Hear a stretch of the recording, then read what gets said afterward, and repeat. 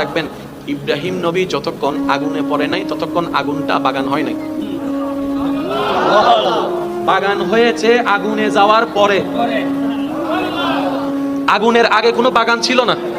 তা আমরা জগৎ দেখছি যেটা অগ্নিকাণ্ড, অগ্নি জ্বালাই ফেলবে, আশিকরা সেখানে দেখছে আমার আল্লাহ যদি খুশি থাকে ওই আগুনটাই আমার জন্য রহমতের হয়ে যাবে। আর একটু জোরে বলেন না সুবহানাল্লাহ।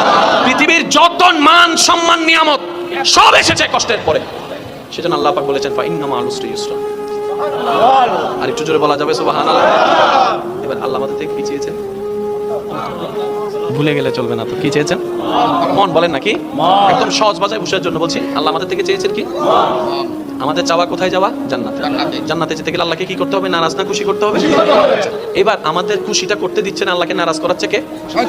শয়তান আমাদেরকে দিয়ে কি করাচ্ছে, কোত্থেকে করাচ্ছে? এই কথাটা বলে আমি আপনাদের থেকে বিদায় নেব, একটু খেয়াল করবেন। শয়তান আপনার আমার সেই চুলের আগা থেকে পায়ের নখ পর্যন্ত শয়তানের যত কাজ আছে, আমি প্রশ্ন করবো, আপনারা একটু বলে বুঝে শুনে বলবেন এটা কি ফেরেশতার নাকি শয়তানের, এটা আপনারাই বলবেন। হিংসা করা, একটু জোরে বলেন। অহংকার করা, লোভ করা, ঠেলাঠেলি করা, লালসা করা, অন্যের ক্ষতি করা, জায়গা দখল করা, মানুষের নামে বর্ণি দেওয়া, মানুষের ইজ্জতে আঘাত দেওয়া, এগুলো সবগুলা কার? এগুলা করলে জান্নাত না জাহান্নাম?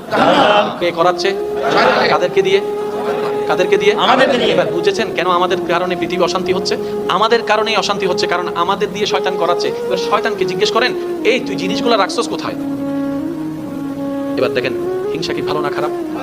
দুনিয়ার জন্য খারাপ, পরকালের জন্য খারাপ, কারণ হিংসাটা কার? শয়তানের। এবার আপনি দেখেন তো আপনার সারা শরীরে হিংসাটা শয়তান কোথায় রাখছে? কানে, দাঁতে দাঁতে, নাকে নাকে, ঠোঁটে ঠোঁটে, হিংসা কোথায় রাখছে? আরো জোরে। অহংকার কোথায়? লোভ কোথায়? লোভ কোথায়? বিদ্বেষ কোথায়? এবার শয়তানকে প্রশ্ন করেন, আমার দেহে এত জায়গা থাকতে তোর নোংরা জিনিসগুলা তুই মনে রাখছস কেন? হাতে রাখতে পারতি, উমরে রাখতে পারতি, হাঁটুতে রাখতে পারতি। শয়তান বলে যে না আমি জায়গা চিনি, কারণ আল্লাহর নজর বান্দার মনের দিকে। আমি শয়তান চাই তোরা জাহান্নামে যা, জাহান্নামে যদি তোদেরকে নিতে হয় আল্লাহর কাছে তোদেরকে কালার বানাইতে হবে। তাই কালার বানানোর জন্য আল্লাহর নজর হচ্ছে তোর কলবের দিকে, মনের দিকে। তাই আমি হিংসা, আমার হিংসাটা তোর মনে ঢুকাই দিয়েছি, আমার অহংকারটা তোর মনে জায়গা করে নিয়েছি, আমার লোভটা তোর মনে ঢুকাই দিয়েছি, আমার বিদ্বেষটা তোর মনে ঢুকাই দিয়েছি, আমার সেই ঘৃণাটা তোর মনে ঢুকাই দিয়েছি, আমার সেই রাগটা তোর মনে ঢুকাই দিয়েছি, আমার সেই বেয়াদবিটা তোর মনে ঢুকাই দিয়েছি, আমার সেই বিদ্বেষটা তোর মনে ঢুকাই দিয়েছি, আমার সেই জায়গা দখল করার খারাপ কাজটা তোর মনের মধ্যে স্বপ্ন ঢুকাই দিয়েছি। কারণ তোর মনটা যদি পবিত্র হয়ে যায়, রবের নজর যদি পড়ে যায়, তোর কলব তো চিন্তা হয়ে যাবে, তুই তা বন্ধু, তুই আল্লাহ বন্ধু হয়ে যাবে, আব্দুল্লাহ থেকে বলি আল্লাহ হয়ে যাবে, তখন তো আমার সব প্ল্যানিং নষ্ট হয়ে যাবে। তাই আমি চাই না কেউ জান্নাতে যাক, আর জান্নাতে না যাওয়ার জন্য আমি সবার আগে মানুষের মনটাকে নষ্ট করে দিই।